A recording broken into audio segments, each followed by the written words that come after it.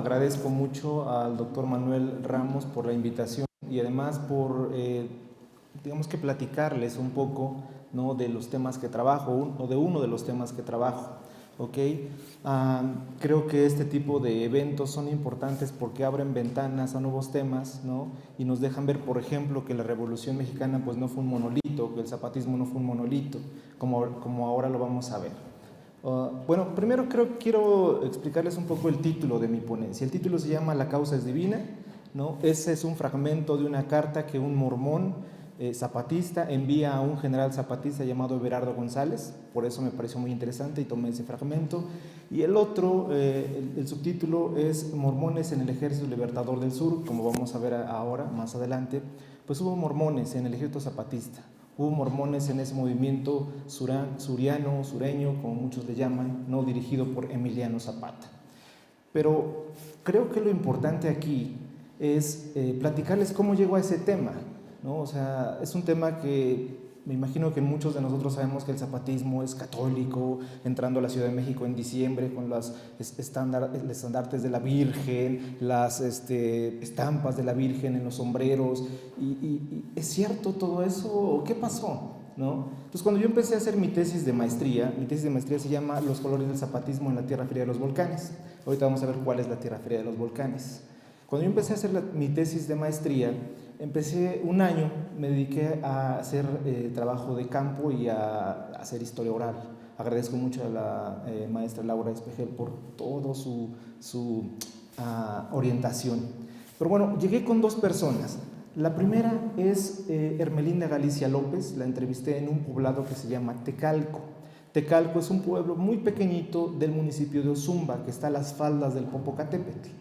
Y lo que me decía Hermelinda es, bueno, mi papá fue coronel zapatista y me dijo muchas cosas, y dentro de esas cosas es que mi papá fue mormón.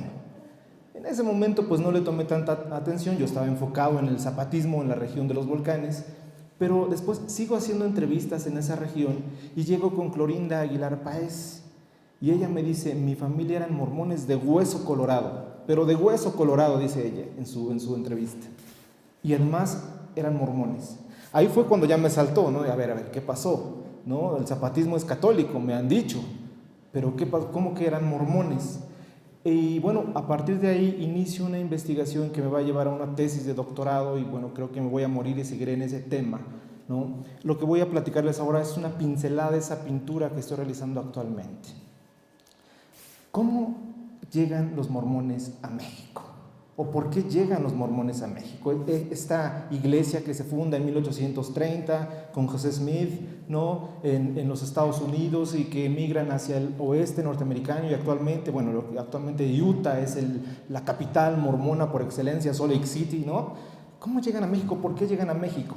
Los mormones hacen distintas incursiones al país. De hecho, creo que todos hemos escuchado hablar de las colonias mormonas en el norte de México, en Chihuahua, Sonora. Pero al centro del país llegan en 1879, dirigidos por Moisés Thatcher. Moisés Thatcher para los mormones es un apóstol. ¿Cómo está organizada más o menos el organigrama mormón? Arriba está el presidente de la iglesia mormona, el profeta. Él tiene dos consejeros, los tres hacen la primera presidencia.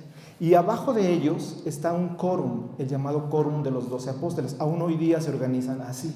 Bueno, en 1879 viene un apóstol mormón a abrir la prédica del mormonismo en nuestro país. La pregunta es, ¿por qué viene?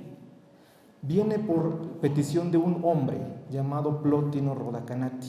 El doctor Carlos Illades ha publicado varias cosas sobre él. Plotino Rodacanati es un hombre que pide a los mormones que vengan y abran una misión aquí en el país, en particular en la Ciudad de México. Sus cartas, son algunas cartas, ¿no?, están llenas de cosas como, bueno, estamos cansados del catolicismo, aquí es un campo fructífero, tienen que venir, etc. John Taylor, en ese tiempo presidente de la iglesia mormona, empieza a analizar y dice, bueno, creo que será muy importante que nuestra iglesia llegue a México, y más si nos los están pidiendo, ¿no? Así que envía un apóstol, no a cualquiera, no envía un misionero, no, envía un apóstol, alguien de alta jerarquía aquí. Lo interesante es que cuando llega el apóstol Moisés Thatcher y otros más, viene con dos personas más, la prensa la prensa los toma mucho en cuenta. De hecho, antes de la llegada de Moisés Thatcher a la Ciudad de México, la prensa está discutiendo. De hecho, esto sería otra ponencia, ¿no? Solamente diré que la prensa estuvo muy al pendiente, ¿no? Moisés Thatcher y los otros misioneros se entrevistaron con secretarios de Estado, se entrevistaron con Chavarri, grandes, digamos que intelectuales. Dentro de esos intelectuales se encontraba Ignacio Manuel Altamirano, que llega a ser un gran amigo de los mormones, un gran amigo de Moisés Thatcher. De hecho, en el diario de Moisés Thatcher, que está en línea, lo podemos ver y leer en línea. Eso es muy bueno de la Iglesia de Jesucristo, que nos permite la Iglesia de Jesucristo de los Santos Últimos Días, la Iglesia mormona, que todo sube a línea y es genial. Bueno, en el diario hay muchas referencias a Ignacio Manuel Altamirano. Cuando llegan los mormones a México, se hospedan en el Hotel Iturbide, actualmente es un museo, ¿no? Ahí en la calle Madero, y empiezan obviamente a predicar. A eso venían. Plotino Rodacanati, quien les pidió que vinieran a México, se bautiza el 20 de noviembre de 1879 y empieza la prédica mormona. El punto aquí es que en la Ciudad de México tienen poco éxito. De hecho, se preguntan, Moisés Thatcher en sus documentos dice, ¿qué hacemos aquí? O nos regresamos a Utah, no tenemos tanto éxito como nos los planteó Plotino. Incluso Plotino deja la iglesia después, se molesta con los líderes mormones. Y entre esta incertidumbre, Moisés Thatcher va con Ignacio Manuel Altamirano, su amigo, e Ignacio Manuel Altamirano le recomienda dirigirse a lo que Emiliano Zapata va a llamar la tierra fría de los volcanes, que son los municipios de Amecameca, Ozumba, Atlalmanalco, Juchitepec, Ayapango, Ecatzingo, etc. La pregunta es, ¿por qué le recomienda ir allá? Ignacio Manuel Altamirano conocía muy bien esta región, y lo que dice Jean-Pierre, ¿no? Que el municipio de Chalco era un baluarte liberal. Yo diría que no solamente el municipio de Chalco, que es el emblema de esta región, sino toda la región en sí misma, ¿no? Tenango del Aire, Amecameca, etc. Por eso Ignacio Manuel Altamirano les recomienda ir a la tierra fría de los volcanes, pero no los manda solos, los manda con una carta de recomendación dirigida a su gran amigo, el coronel Silvestre López Torquemada. Cuando los mormones llegan a Amecameca, se dirigen a la casa del coronel Silvestre López Torquemada y le entregan la carta de recomendación que les escribió Ignacio Manuel Altamirano. En el archivo del coronel Silvestre López encontramos muchas cartas entre él y Altamirano, incluso la constancia de grado masón grado 33 firmada por Ignacio Manuel Altamirano. Bueno, eran grandes amigos, así que cuando Silvestre López ve la carta, pues no duda en apoyarlos. Incluso les permite predicar en la iglesia protestante de Amecameca, que aún está en pie. Está en una de las calles principales de Amecameca, iglesia que dirigía Silvestre López Torquemada, quien también era protestante. En esta región los mormones tienen un gran éxito. De hecho, el 6 de abril de 1881, los mormones suben a Paso de Cortés y después suben a Pico del Fraile, para que ahí Moisés Thatcher, el apóstol mormón, dedique la tierra mexicana para la prédica de esta fe. Lo interesante es que en ese rito que hace Moisés Thatcher están presentes dos personas que se habían convertido al mormonismo. Uno era Ventura Páez, era veterano de la Guerra de Reforma y veterano de la guerra contra el Segundo Imperio, y se había convertido en el mormonismo en noviembre de 1879, y Silviano Arteaga, otro veterano de la Guerra de Reforma y de la guerra contra el Segundo Imperio. Ellos, los primeros mormones, son los testigos en el Pico del Fraile de la bendición que hace Moisés Thatcher para la prédica del mormonismo en México. Pero yo tendría una pregunta, ¿y quién es Silvestre López Torquemada? ¿Por qué es tan importante su influencia, ¿no?, en el mormonismo en esta región? Silvestre López Torquemada, amigo de Ignacio Manuel Altamirano, como ya lo vimos, dirigió un batallón que se llamó el Batallón Ocampo. El Batallón Ocampo peleó en la guerra contra el Segundo Imperio, y ese batallón estaba integrado por muchas personas de la tierra fría de los volcanes, Ozumba, Amecameca, Chalco, Tlalmanalco, etc. Ese batallón estuvo en muchas batallas. La más importante, o una de las más importantes, es la del 2 de abril de 1867, cuando, digamos que las fuerzas de Juárez ganan a las fuerzas conservadoras, ¿no? Bueno, él era Silvestre López, era el coronel.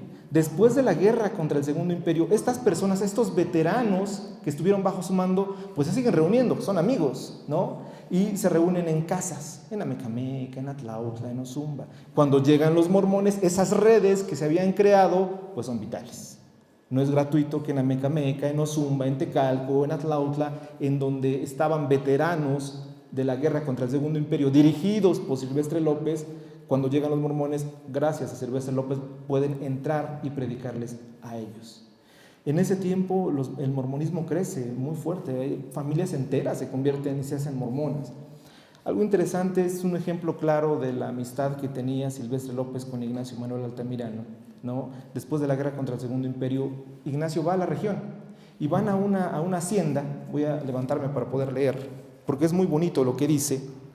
Van a una hacienda y dice, llegamos a la hacienda principal, estamos hablando de la hacienda de Retana, es una hacienda hermosa que actualmente es un hotel, ¿ok? Fuimos recibidos por el encargado de la hacienda, no caminamos muchos pasos cuando Ignacio, él le decía Ignacio porque eran amigos, nosotros Ignacio Manuel Altamirano, ¿ok? Se detuvo para contemplar los volcanes cubiertos por la blanca nieve, se volvió a nosotros y dijo, espero que estas tierras nunca vuelvan a sufrir una guerra como la que acaba de concluir. El deseo de Ignacio Manuel Altamirano pues no se cumplió, ¿no? Sabemos que tiempo después inicia la Revolución Mexicana, pero el tema que nos interesa, gracias a esas redes, gracias a esos veteranos, gracias a Silvestre López, los mormones fructifican en la tierra fría de los volcanes. ¿Okay? El mormonismo crece fuertemente en la tierra fría de los volcanes. Estos son ejemplos de actas mormonas en donde ustedes ven que familias enteras se están bautizando ahí, ¿ok? Familias que eran amigas de Silvestre López Torquemada, familias que tenían familiares, valga la redundancia, que habían peleado bajo las órdenes de Silvestre López Torquemada durante la guerra y el Segundo Imperio. Estas son fotografías de la época de congregaciones mormonas, ¿no? Se dan cuenta, pues está creciendo. De 1879-81 a 1910 los mormones se consolidan en la tierra fría de los volcanes. Y esto es muy importante que no olvidemos. Lo que yo voy a hablar ahora sobre el mormonismo y el zapatismo está pasando en la tierra fría de los volcanes, los pueblos que están en las faldas del Popocatépetl, ¿ok? Pero como diría Luis Cabrera, pues la revolución es la revolución. Y le pegó a todos y a todo. Le pegó a la economía, le pegó a la política y obviamente le pegó a la religión, y en ese grupo estaban los mormones, ¿ok? En un inicio, Silvestre López, que siguió siendo amigo de los mormones, les pidió a todos, no solamente a los mormones, sino a todos los que se reunían con él, que apoyaran a Francisco de Madero. Los mormones, con su influencia, empiezan a propagar los ideales maderistas, pero cuando se alzan en armas, no lo apoyan, no se alzan en armas apoyando a Francisco de Madero. La pregunta es, ¿por qué? Y tiene que ver el rey Lucero Prat, es Silvestre López, rey Lucero Prat, Francisco de Madero y Porfirio Díaz. Tiene mucho que ver rey Lucero Prat. ¿Quién era rey Lucero Prat? Era el líder o el presidente de la misión mexicana mormona en ese momento. Rey Lucero Prat, a diferencia de sus antecesores, era muy amigo de los mexicanos. Esta es una cita muy bonita porque nos deja ver cómo los mexicanos querían a Rey Lucero Prat. Dice, comía chile, ayudaba en la pizca, dormía en petate, aprendía mexicano, montaba en burro y caballo, cargaba leña, era uno de nosotros y por eso lo queríamos. Eso es clarísimo ahora, que cuando Rey Lucero Prat les dijo a los mormones, no apoyen con las armas, no se metan en la revolución, los mormones le hacen caso. Pero, pues como les dije, la revolución es la revolución. Y en 1913, con el asesinato de Madero, pues ahora sí se hace una guerra civil fuerte en México. Se hace el momento más cruento de la revolución, y por orden del Departamento de Estado norteamericano, los mormones que estaban en Chihuahua, que son colonias mormonas anglosajonas, ¿no?, salen hacia los Estados Unidos, y los mormones misioneros estadounidenses que estaban en el centro del país salen vía Veracruz para Estados Unidos. Pueden salir son los mormones mexicanos, esos no se pueden ir. Y ahora entran en una disyuntiva. Bueno, ¿qué hacemos? O nos mantenemos neutrales o elegimos una facción para apoyar.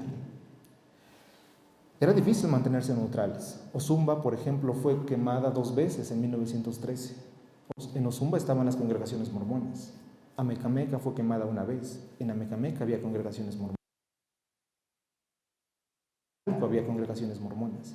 Así que, ¿qué hacemos? Y recordaron a un amigo de los mormones, que en ese tiempo era coronel, sube a general más adelante, pero en ese tiempo recordaron que Gregorio S. Rivero, un campesino, había sido muy amigo de Rey L. Pratt y de los misioneros mormones norteamericanos. Les vendía maíz, les vendía frijol, incluso pretendía hablar el inglés con ellos, ¿ok? Y los mormones supieron que Gregorio S. Rivero era coronel zapatista en un campamento de la Tierra Fría de los Volcanes que se llama Tecomachusco. Es un pueblito del municipio de Ecatzingo, es un municipio pegado con Morelos. Los mormones van con Gregorio S. Rivero y le dicen pues, que nos den asilo. Gregorio S. Rivero no acepta rápidamente. De hecho, Gregorio S. Rivero pide autorización a Emiliano Zapata y Emiliano Zapata dice sí. Y Gregorio S. Rivero, ya después el general Gregorio S. Rivero, acepta a los mormones en su campamento, ¿no? Este es un documento muy bonito que demuestra pues, la importancia de Gregorio S. Rivero. Es un oficio enviado por Emiliano Zapata, ¿no? Dirigido a Gregorio S. Rivero. La fotografía es muy bonita también, es él. Lo interesante de su campamento, y creo que es algo vital, es que en ese campamento hubo una especie de libertad religiosa, ¿no? Había católicos y había mormones, había seguidores del Papa y había seguidores de José Smith, pero tal vez por pragmatismo, me imagino, no hubo pugnas entre ellos. Hay una historia, ¿no? de un mormón apellidado, llamado el Chueco, no sé su nombre, y lo que escribe el coronel Perfecto Carmona, que era católico, lo que escribe sobre la muerte del Chueco es muy interesante y creo que demuestra el pragmatismo. Dice, le cantaron oraciones, pero no hubo rezos. Ellos no creen en eso. Solo lo vistieron de blanco, cantaron y lo enterraron. Y lo que dice arriba, que también escribe Perfecto Carmona, es muy interesante también. Los mormones leen un libro del mormón, así le dicen. Los mormones leen un libro del mormón. Le dije a mi general, Gregorio S. Rivero, que mientras esas cosas les den valor, que las lean. ¿Ok? Entonces, los mormones, si se dan cuenta, este campamento es muy interesante porque hay mormones y hay católicos. De entrada, ese simple hecho ya aporta la historiografía del zapatismo. El zapatismo no es un monolito, no todos son católicos. También hubo mormones, por lo menos en una región zapatista que es el Estado de México. Hasta ahí es un gran aporte, pero no se queda ahí eso. Cuando los mormones empiezan a convivir con los zapatistas, a escuchar reforma, libertad, justicia y ley, tierras, aguas y montes, el plan de Ayala, etc., se empiezan a preguntar, bueno, esto es una causa divina, esto es bueno, podemos tomar las armas para defender algo que ahora consideramos bueno, que ya no es solamente estamos en el campamento para cubrirnos o para protegernos, ya creemos en lo que está peleando Zapata, lo que está peleando Gregorio Rivero, lo que está peleando Everardo González, etc. Pero son mormones y la religión pesa. Así que buscan la respuesta a su pregunta de tomar las armas o no en el libro de Mormón, el libro que para ellos es palabra directa de Dios. ¿Ok? José Smith dijo en alguna ocasión, el líder fundador del mormonismo, dijo que el libro de Mormón era el libro más correcto de todos los libros sobre la tierra y que un hombre se acerca más a Dios al seguir sus preceptos que los de cualquier otro libro. Eso creían los mormones. Comparaban el libro de Mormón con la Biblia y empezaron a buscar en sus páginas, en sus historias, algo que les dijera si podían o no apoyar una causa que ellos consideraban justa. Y recordaron entonces las historias que Moisés Thatcher, Rey Lucero Pratt, Amon M. Tenney y todos los grandes mormones que los adoctrinaron de 1881 a 1910, ¿no? Recordaron esas historias que las tenían grabadas en su cabeza. Por ejemplo, la historia de Nefi. El primer libro del libro de Mormón se llama Nefi. Y Nefi dice que es preferible que un hombre muera a que una nación degenere. Recordaron la historia de el Amán que guió a muchos jóvenes contra un gobierno corrupto y opresor. Y recordaban la historia de Moroni, un capitán dentro de la historia del libro de Mormón, que toma su capa, la hace una bandera y la llama el estandarte de la libertad. Y ese estandarte de la libertad decía, en memoria de nuestro Dios, nuestra religión, nuestras esposas, nuestros hijos. Es decir, el libro de Mormón, ese libro que consideraban sagrado, les permitía tomar las armas e incluso derramar sangre si necesario fuese para defender una causa justa. Poco a poco, después de 1913, 1914, los documentos de los mormones zapatistas, ahora ya zapatistas, declarados zapatistas, empiezan a tener frases como esta: la causa es divina, Zapata es un hombre de Dios, Zapata es como el capitán Moroni.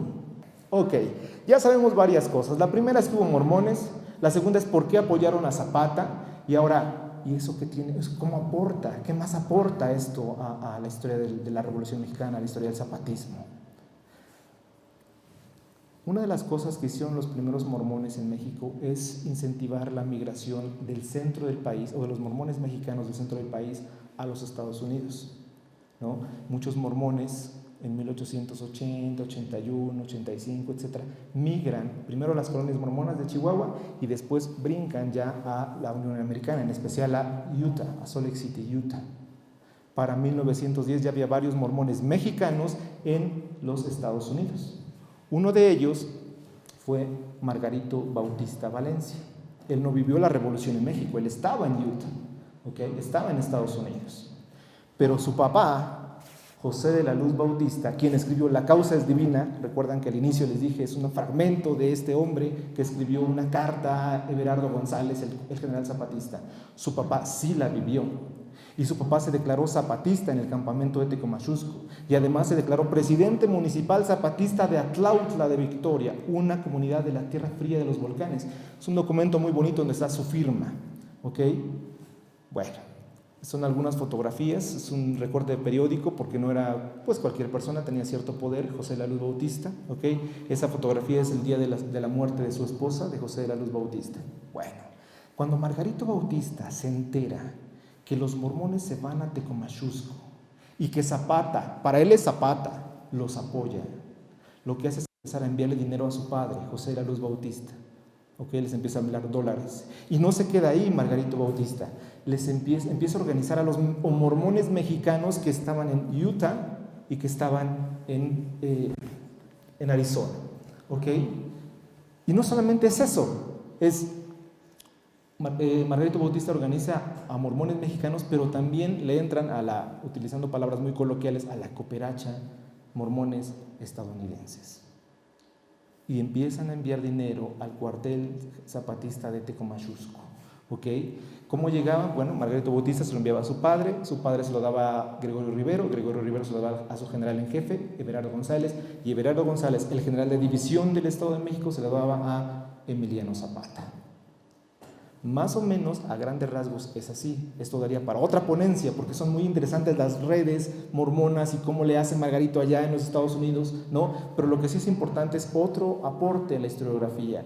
Hubo financiamiento mormón mexicano y mormón estadounidense al ejército zapatista, al ejército que Emiliano Zapata dirigía. Margarito Bautista regresa a México, pero su familia se queda allá. Y uno de sus descendientes más famosos es el doctor David H. Bautista, quien ha escrito algo muy interesante sobre el 5 de mayo, ha recibido premios por la Secretaría de Relaciones Exteriores. Bueno, él es descendiente de Margarito y por lo tanto descendiente de José de la Luz Bautista, los zapatistas de la Tierra Fría de los Volcanes. Pero bueno, los mormones después de la revolución regresan a sus casas de oración. Las encuentran destruidas, es lógico, ¿no? Esta es una fotografía de una casa de oración de Puebla, las empiezan a reconstruir, etc. Y parecería que hasta aquí termina la historia del mormonismo y la Revolución Mexicana, pero ¿saben qué? No, hay más todavía. Este tema es muy rico y ha sido poco estudiado, o tal vez no había sido estudiado.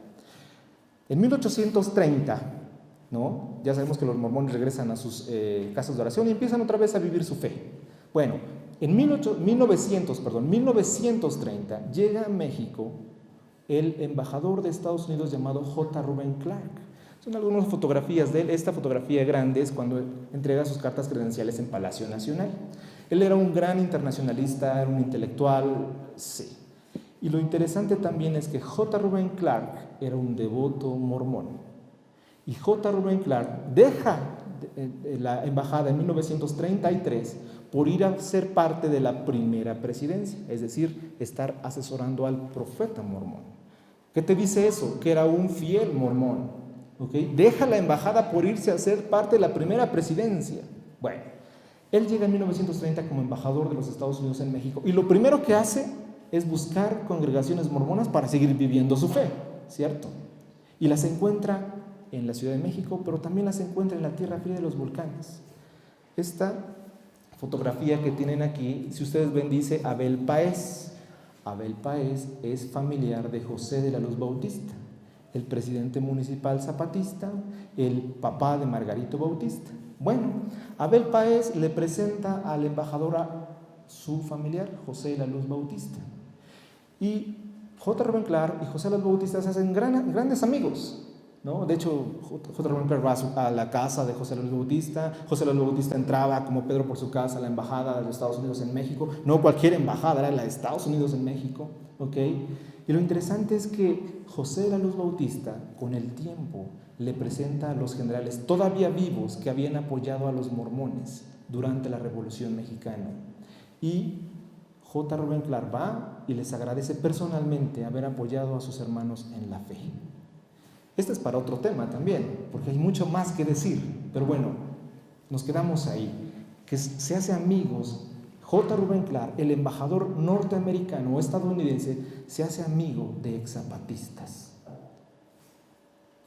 Esta pequeña plática que yo les quise compartir hoy, 19 de febrero, creo que puede sintetizarse en unas palabras que me dijo hace mucho tiempo un ancianito abajo de un capulín, ¿no? Yo estaba estudiando la maestría y yo me creía como que sabía todo del zapatismo, ¿no? Ya había leído a John Womack, Francisco Pineda, Salvador Rueda, Laura Espejel, me lo sabía. Pero esta persona me dijo unas palabras que creo que me llegaron mucho más que muchos libros, porque estaban basadas en la sabiduría, aquella que viene de las vivencias. Y él me dijo, es que la revolución es como el cielo azul todo, la revolución es como el arco iris, unión de colores. Yo creo que tiene razón, y el zapatismo es un claro ejemplo de eso. El zapatismo no es como el cielo azul todo, no todos fueron campesinos, no todos fueron católicos, no todos fueron de Morelos. El zapatismo fue más allá. El zapatismo no es como el cielo azul todo, el zapatismo es como el arco iris, uniendo colores. Y esta historia que les cuento ahora de los mormones zapatistas es un ejemplo irrefutable de ello. Muchas gracias.